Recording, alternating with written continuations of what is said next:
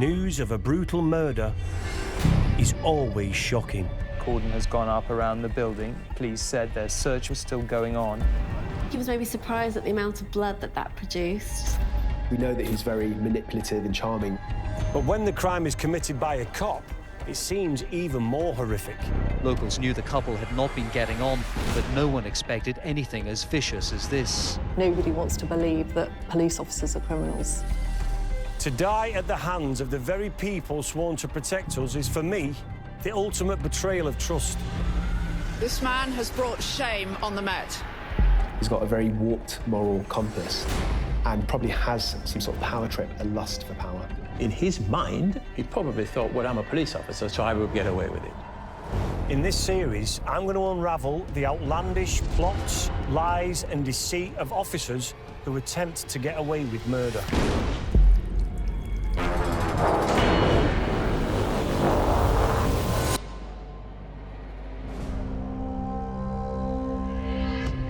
Police say they are growing increasingly concerned for the welfare of a missing woman. Sarah Everard was last seen walking home from a friend's house in South London on Wednesday evening. It's now a week into the search for missing Sarah Everard, and today detectives moved their search to here in Ashford. Just what happened to the 33-year-old has taken, detectives said, a deeply disturbing turn after closing in on one of their own Metropolitan Police officers last night at this house in Deal, Kent. On the night of the 3rd of March 2021, police officer Wayne Couzens kidnapped, raped and murdered 33-year-old marketing executive Sarah Everard. It was a murder that shook the nation and shattered people's trust in the police. An innocent woman was taken from the street as she was walking home. The fact that the man who's been arrested is a serving Metropolitan Police officer is both shocking and deeply disturbing. Sarah's murder led to public outrage, creating questions for both society and the police. What drove Couzens to commit such a despicable act? And more importantly, could he have been stopped? To try and even begin to understand such a horrendous crime, I've brought together a crack team of experts. Former Detective Superintendent Julie Mackay, a top anti-corruption officer, psychologist Serena Simmons, and retired Met murder detective Howard Groves. With the help of these authorities on murder, I'm going to try and unravel what happened in this case and how the killer exploited his knowledge of police techniques to first commit and then try and cover up his appalling crime. Ex-Detective Superintendent Julie Mackay has spent 15 years bringing bent coppers to justice. But even with her years of experience, this case was on another level. So the 3rd of March 2021 is the day that's ingrained on a lot of people's memory. It's the day that Wayne Couzens met Sarah Everard for the very first time and also for the last time, and he became, I think, one of the most significant cops that killed in history. And the reason for that is because of all the planning that went into it. We know that he'd started his preparation weeks earlier. He's been seen in January and February driving around that area, identifying a suitable route to go on, looking at areas where he's going to find lone women who are going to be there, easy for him to engage in. I think he was choosing an area where he wouldn't stand out as a plainclothes police officer. So if he'd have gone to somewhere really dark, back street, maybe it would have been more questionable than where he was. He's a man who's visited London on 3 occasions prior to going up to actually abducting her. He's deliberately hired a car that looks like a police vehicle so that when he then goes to find his victim, he can carry off this facade of being on duty and he's a safe person to go with. The level of planning Couzens used in this murder is deeply disturbing. To understand how something like this could have happened, I need to immerse myself in Sarah's last hours. So I'm going to need to see the CCTV and investigate her movements on that fateful night. So it's a really important part of the investigative process is to find where she's last seen, what she did, what she was wearing, who she's with, how she's behaving. And CCTV is crucial because you'll have a CCTV timeline. So this is the compilation of all the CCTV footage. So that's ring doorbell of her going. On the way to the supermarket there. Yeah. Is that Sarah? In the jeans? Waiting to go in, yeah. It's her here? Yeah. Going into the stall, and you'll see her coming in through that door. There she is, on the phone. Got a mask on. Yeah. Is she going home here? No, this is at 6 o'clock, so she's just on her way out now to go and see a friend. What time did Wayne Couzens abduct her? 9:30, she's on the phone to her boyfriend, and I think it's between 9:30 and 9:45. It's horrible knowing, looking at this, knowing what we know. Yeah, and then what happens to her.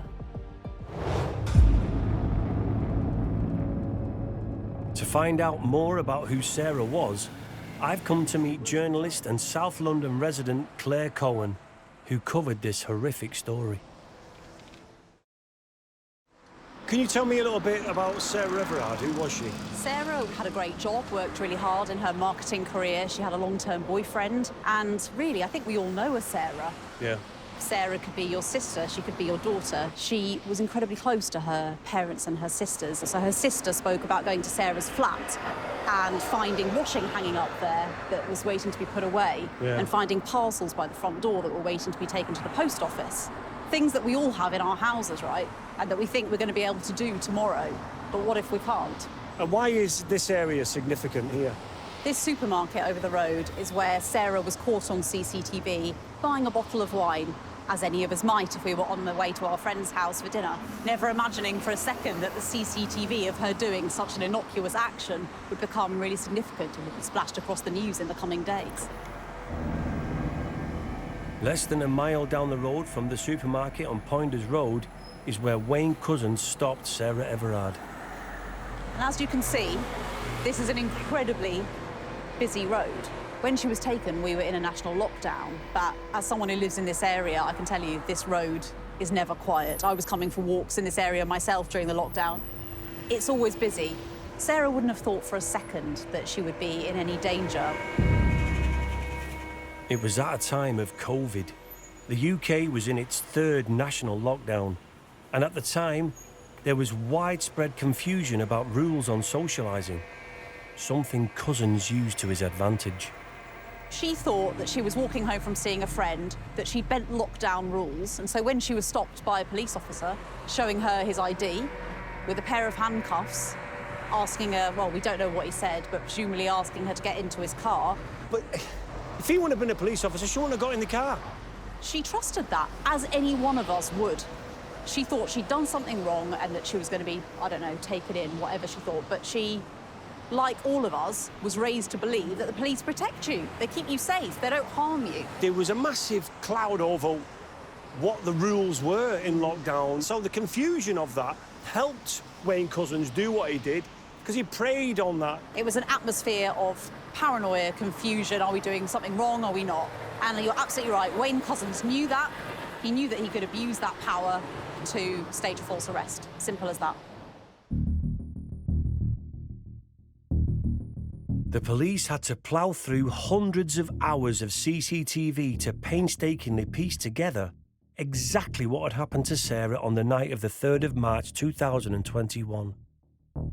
Now this is 9:25, so this is when she's on the way home and on the phone to her boyfriend. And there's Wayne Couzens' car. So I wonder if he spotted her. And that was a car he'd hired. It wasn't his own car. He's done all his prep. He's ready to go. There's Sarah. And that's her. It's really difficult to see from these images. And there, you can see he stopped her.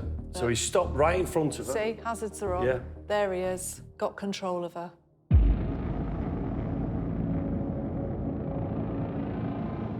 So this is the moment that we see Wayne Couzens meeting Sarah Everard, caught on the dash cam of a passing vehicle. Crucial bit of evidence, this.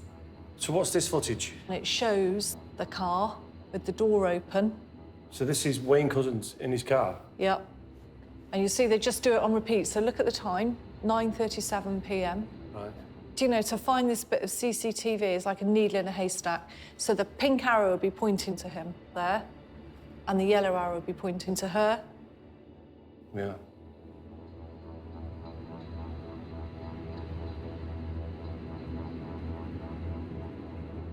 And that's him driving away now. So she's and now she'll in be the in car. that car. Oh. And then this is down in Dover, so 11:30, so nearly 2 hours later. So she's still in that car with him. Do we think now he's already murdered her?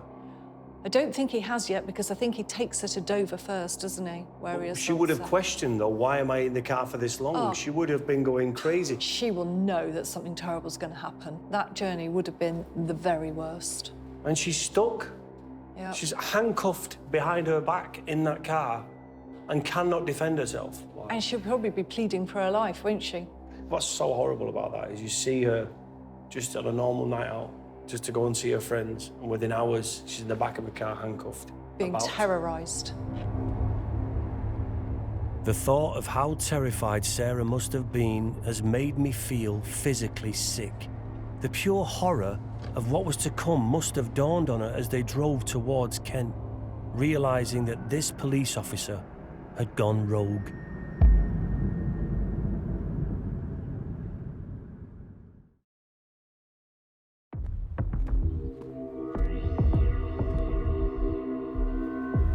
After months of careful planning, on the night of the 3rd of March 2021, Wayne Couzens abducted Sarah Everard from the side of the road. By the next morning, the 33-year-old marketing executive will be dead. CCTV would play a vital role in cracking this case. One of the earliest pieces of evidence against Couzens showing his level of premeditation and planning came in the form of him hiring a car. So this shows Wayne Couzens 3 days before he kidnapped Sarah. Is this the car hire place then? So this is footage that was captured of Wayne Couzens in the background there in the white Vauxhall, pulling out of the car hire enterprise in Dover.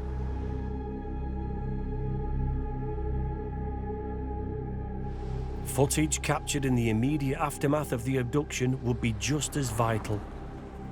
As soon as the police found CCTV of Wayne Couzens driving off with Sarah in the car, they began to piece together what had happened to her. Top psychologist Serena Simmons and former Detective Chief Inspector Howard Groves will talk me through the clues, together with forensic investigator Jim Fraser. Couzens would have known the extent of video surveillance, CCTV cameras and automatic number plate readers. So it's hard to imagine that he wasn't alert to that. What he must have thought was that by the simple act of hiring a different vehicle, a vehicle that wasn't his and wasn't in any way connected to him, would be sufficient to break any link between him and an abduction that took place 80 or 90 miles away. Couzens may have also believed that as the country was in lockdown, his tracks would have been harder to follow. In Kent, Couzens forced Sarah out of the hire car into his own vehicle. He then drove her to a remote rural area northwest of Dover, which he knew well, where he parked up and raped her. A lot of crucial evidence was found in the car. There was the key from the handcuffs, which we know Sarah was wearing because there is other evidence to that effect.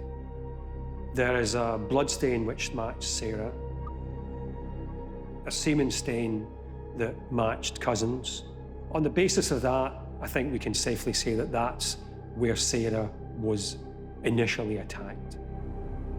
At 2:31 a.m, Couzens was seen at a petrol station buying a drink. By this time, it's assumed that Sarah was dead. We don't know exactly when Sarah was killed or where she was killed. We do know how she was killed because she died of compression of the neck. She was strangled, and it's been reported that she may have been strangled by Couzens' police issue belt. Couzens then drove 30 miles away to Sandwich, Kent, where he threw Sarah's phone into the river hoping it wouldn't be found. Inside the car, there was a fragment from a SIM card that was the same kind of SIM card that went in Sarah's phone. He then carried on with his daily routine as if nothing had happened. Immediately after the murder, Couzens was known to go about his normal daily activities. He went and got a coffee and cake, and in those following days, he called the vets, go on a walk, take his children out. And sometimes we struggle to make sense of why someone might do that in this situation. I think the thing I find hardest to get my head round about this case is after carrying out such a brutal rape and murder, Couzens just seemed to get on with his life as normal. It's not normal, is it?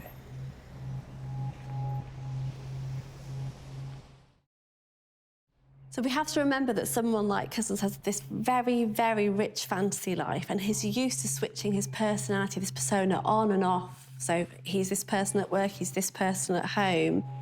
He would have been thinking about this crime for a long, long time. How can someone literally murder someone and then go and get a coffee an hour later? But for him, he'd replayed that in his mind so many times. It was just the act. He did what he needed to do, and so back to normal life I go. But no matter how hard he tried, Couzens couldn't escape what he had done or the likely consequences of being found out. He knew Sarah's body contained vital evidence if it was found, so he had to try and destroy it. Couzens was seen filling up a jerry can at a petrol station, and from there went on to buy bin bags from a hardware store. During the course of the abduction, he tried to hide his tracks and destroy evidence. He had initially deposited Sarah's body in a woodland in Kent, and then went back to burn the body. But he would never have been able to destroy the body by burning. He wouldn't be able to generate temperatures high enough. On the 5th of March, Couzens must have moved Sarah's burnt body in bin bags to a nearby pond, where she was subsequently found. Some suspects feel the need to return to the scene of the crime. For whatever gratification they are. You and I cannot comprehend why they'd want to do that, but that's just the nature of what police officers sometimes encounter. I've heard occasions where a suspect has actually come to the scene and standing there watching police officers put the tapes up and do everything at a crime scene, and they stand in the background watching what's happening. So they get a kick out of it. They also probably come there to think, let me see what they're doing, let me hear what's being said. Sometimes they use it to find out as much as they can, ask other people, what the police saying. They use it for their own advantage, but it can also be macabre. Do you think, in your opinion, that he would be classed as a psychopath? I think that if he were to complete an assessment, he'll come out pretty high on that. And so, yeah, from where I'm sat, and I haven't been able to interview him or assess him, I would say that he would be classified as having antisocial personality disorder or psychopathy, because he certainly shows the traits of that kind of way of functioning.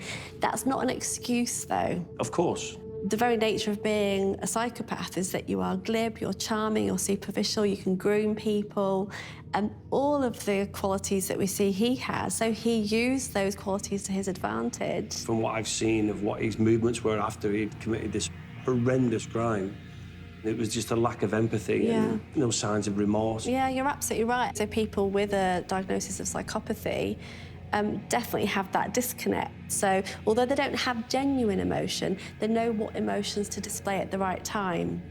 Does that make sense? Yes, so yes, they would be able to cry at the right time if they needed to. Yeah. And that's part of their charm. And that's why they get away with things for so long, because they almost can behave as a bit of a perfect person depending on where they are and what they're doing. 6 days after Sarah Everard's disappearance, police officer Wayne Couzens thought he was in the clear. But just when he thought he'd got away with murder, the discovery of CCTV taken from a passing bus showed Couzens' hire car and gave the police a solid lead. The registration of the hire car pointed directly towards a rogue officer, and detectives were dispatched to interview him. Serena is going to show me what happened in the initial interrogation of Wayne Couzens at his home in Kent on the 9th of March 2021. So we're here to talk to you about Sarah. I'm going to show you a picture. Do you know Sarah? I don't know. Okay. Sarah went missing. I'll show you some pictures of her on the day. Okay. Sarah went missing on Wednesday, and her parents, obviously, and her family are really worried about her. Now, the inquiry that's been conducted so far has led us to come and speak to you about it and to see what you know about Sarah. Okay. So, would you like to? Do you know where Sarah is? No. Right. That's not a normal reaction to that. Do you know where Sarah is? No.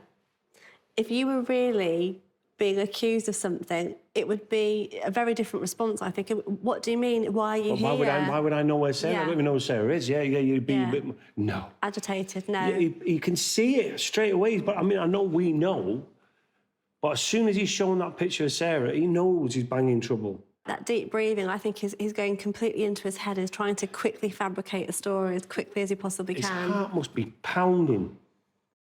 Do you know anything about what happened to her? I know that she went missing up in London somewhere, about a week ago or so, just from what I got on the news. Okay. Have you ever personally met her?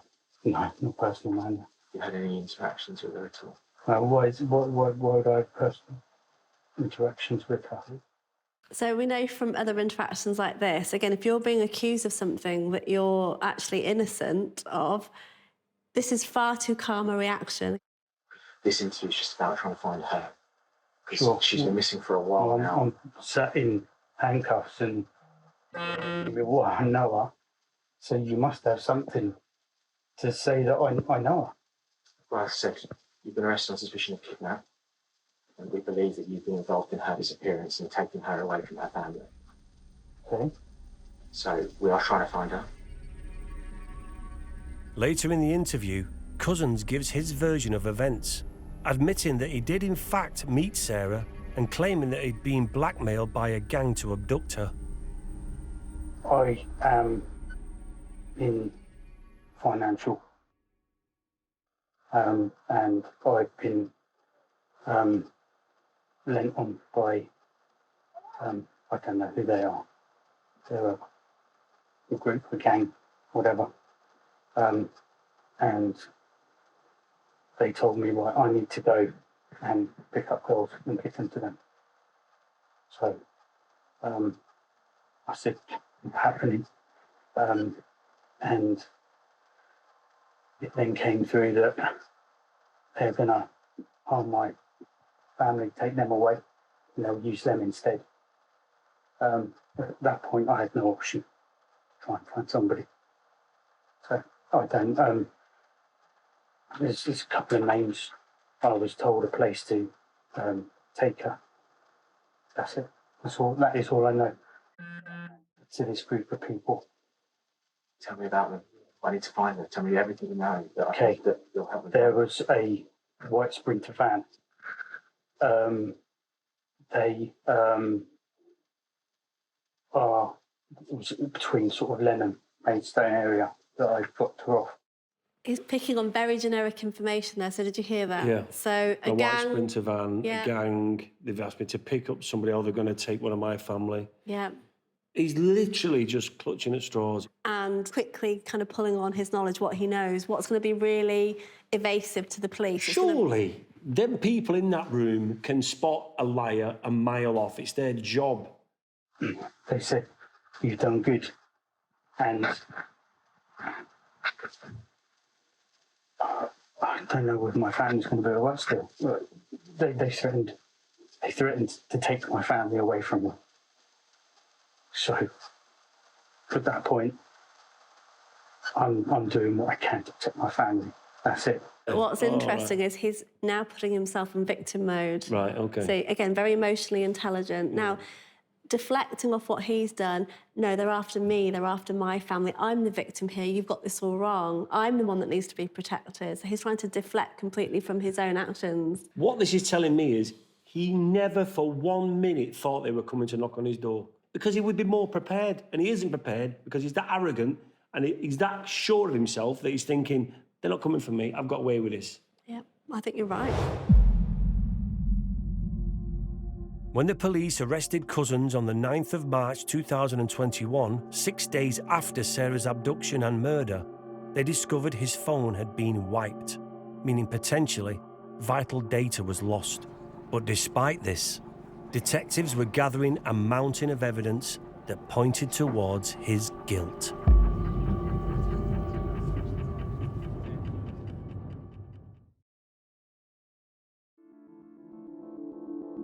On the night of the 3rd of March 2021, 33-year-old Sarah Everard was abducted and murdered while she was walking home in South London. Her killer was a serving Metropolitan Police officer, Wayne Couzens. The news today that it was a Metropolitan Police officer who was arrested on suspicion of Sarah's murder has sent shockwaves and anger through the public and through the Met.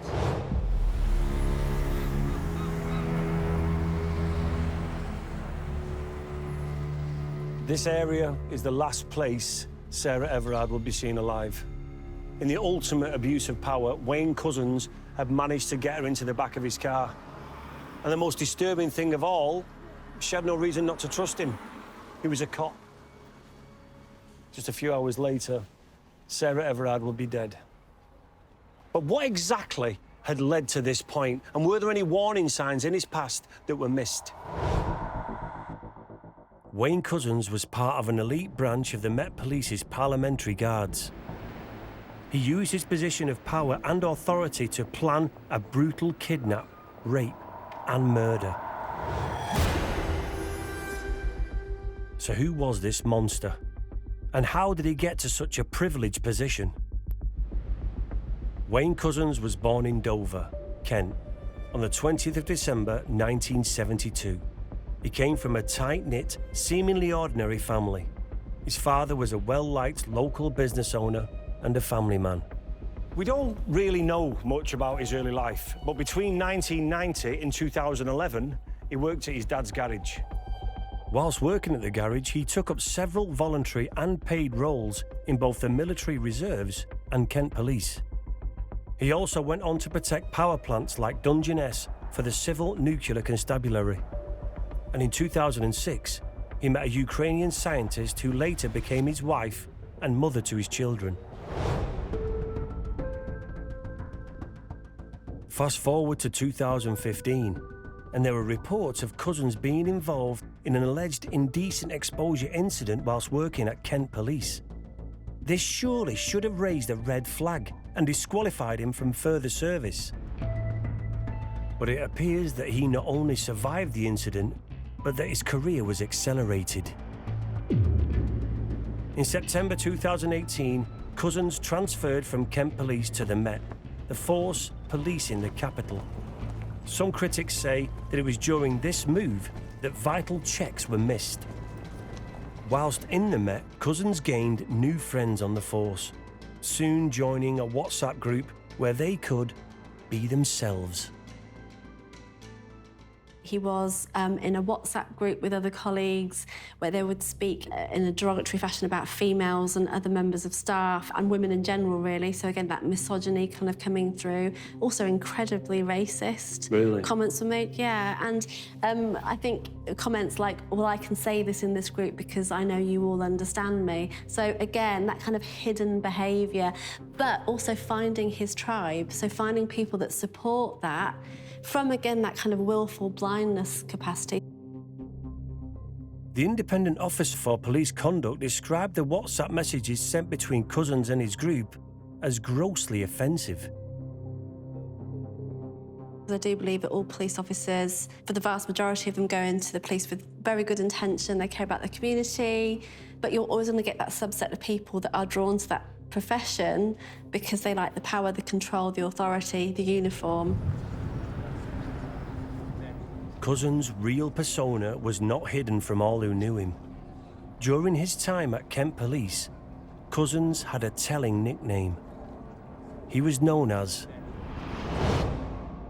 the Rapist. People like Couzens, I believe, are highly emotionally intelligent because they're more actively switching on that desire and that known need to turn off the emotions and to behave in the right way in the right place. So you can use your emotional intelligence to make people think you are a certain way. Yeah, and I think that's what they do. And I think certainly Couzens did that because he could perform his job to a certain degree. So he was emotionally intelligent to be able to behave possibly for some of his role in an appropriate fashion, but he was that loving husband and father. We have to remember that. Yeah, well. So the disconnect between that and what he was really doing outside of the family home shows that emotional intelligence, because his wife didn't suspect any untoward behaviour. But even a narcissist and master manipulator like Couzens couldn't keep up the pretense indefinitely. Occasionally, the mask slipped, as it did in 2015, when he was reported for alleged indecent exposure. He was finding his urges harder and harder to control.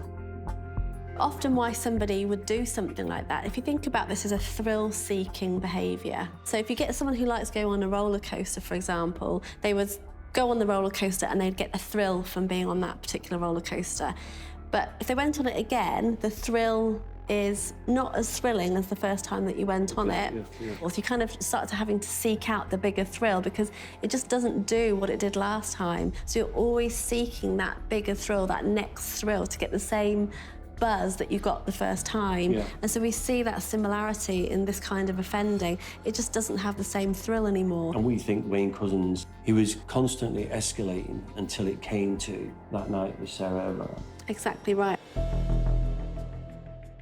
Couzens was finding it harder and harder to keep his true nature under wraps. There were in fact 4 alleged incidents of indecent exposure leading up to the 3rd of March 2021. And when you couple this with criticisms over Couzens' vetting before being allowed to transfer to the Met, it seems inexplicable that he was allowed to remain a police officer for as long as he was. There are questions, serious questions, that will need to be answered by the Metropolitan Police. Questions around the conduct of the potential suspect at the time, and all the requirements and the checks that, had or should have been put in place. This case not only sent shockwaves through the public, but within the force as well. Former Detective Chief Inspector Howard Groves has agreed to give me the inside view of how the police now regard the ongoing investigation of how and why Couzens' depraved tendencies were not picked up sooner.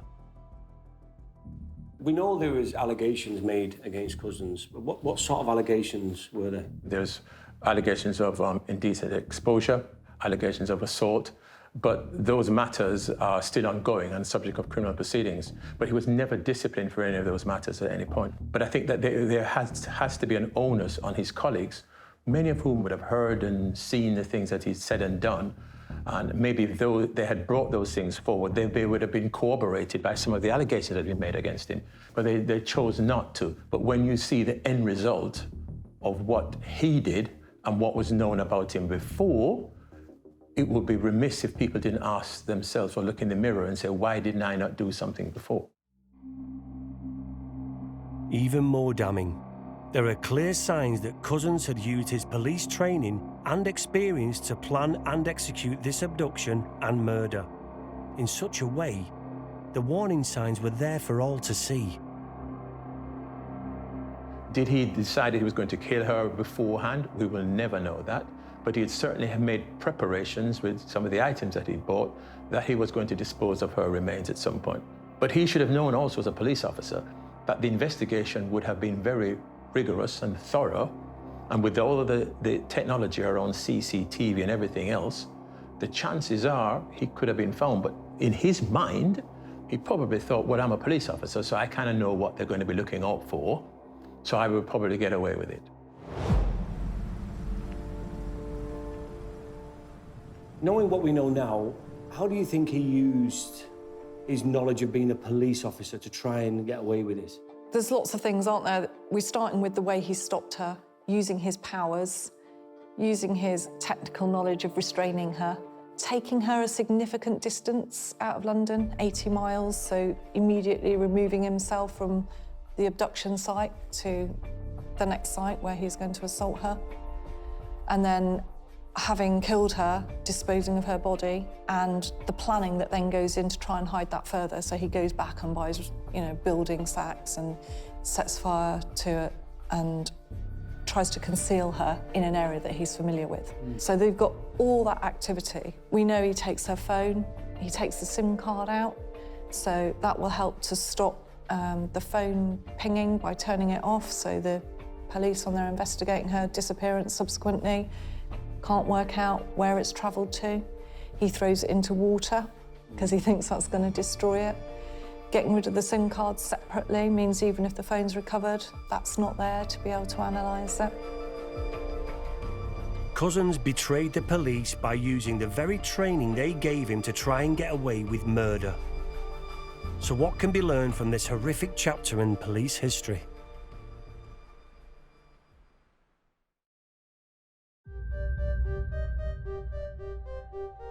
Sarah Everard was abducted from the streets of South London and murdered in March 2021. It was a callous crime committed by serving Metropolitan Police officer Wayne Couzens. He'd abused his position as a police officer to lure her into his car before restraining her and driving her to a secluded spot near Dover, where he raped and killed her. So many of us relate to what Sarah did. I certainly do. I think if a police officer stopped me and challenged me, I would probably do the same as what Sarah did. And I think lots of females really relate to that in terms of what she did and why she did it. And I think her compliance and the sweet nature that she had, it contributed to the fact that he was then finding it much easier to coerce her into the vehicle. His key motivation, I believe, was sexual. And that's why you see that escalation over time of exposing himself, which got progressively worse by the sounds of it in terms of the severity of how he did it. And I therefore think that what he did to Sarah was motivated by sex. Could this have been anybody? We know that he'd been scoping that area for such a long time, looking for essentially a lone female. That was his target. It just had to be a female on her own. So Wayne Couzens, we think, and he was just a predator, and this was a perfect time for him to commit this horrible crime. Sadly, it was.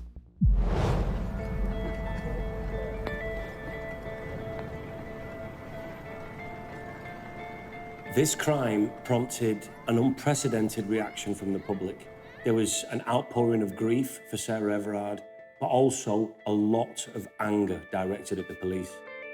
The bandstand at Clapham Common became a focus for people to express their sadness, shock, and their anger. Sarah Everard! Say her name! Sarah Everard! It should have been a moment of national pause for a young woman whose life was snuffed out cruelly, and instead it turned into a heavy-handed police response where they didn't take responsibility for what one of their own had done. And you know what I keep thinking? I went to that vigil and I bent lockdown rules to do so, knowingly. And I always think, what if something had happened to me on the walk home from that vigil? Would I have been blamed? Or would suddenly the pendulum have swung and the police be looking inwards at their own, or be looking at perpetrators and why they're committing violence against women? Or would the blame have fallen on me? Yeah. I think we all know the answer. There's a lot of bridges that need to be built between the community, people, women, and the police. Do you think that's going to take a long time for the police to be able to earn the trust? I do think it's going to take a long time. There was a survey not long after the vigil, and I think 29% of women said they trusted the police. Right. I'm surprised it was that high. Really? And let's not forget the government's role in this as well. The Prime Minister came out saying that violence against women and keeping women safe would be a priority. And yet, have we actually seen anything happen? Nothing is changing. And I think it's just all talk. And I think it's going to take a long time for that culture to move on. I think we should be brave enough to accept that actually there's good men out there as well as bad ones. Yeah. And that we should promote that, and those men should step forward to say we are here to protect the women that live with us in society. And also, for men, if you have got anyone amongst you who is degrading to women, or you have any red flags, don't be afraid to stand up and say, I'm not sure about this guy here, you know. Perhaps it's just all of us to be braver, isn't it?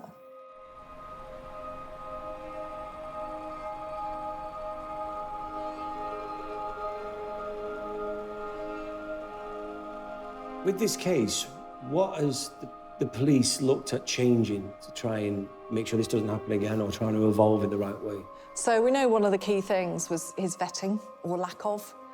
And in fact, I know from my time in policing, the reason for that is funding and resourcing.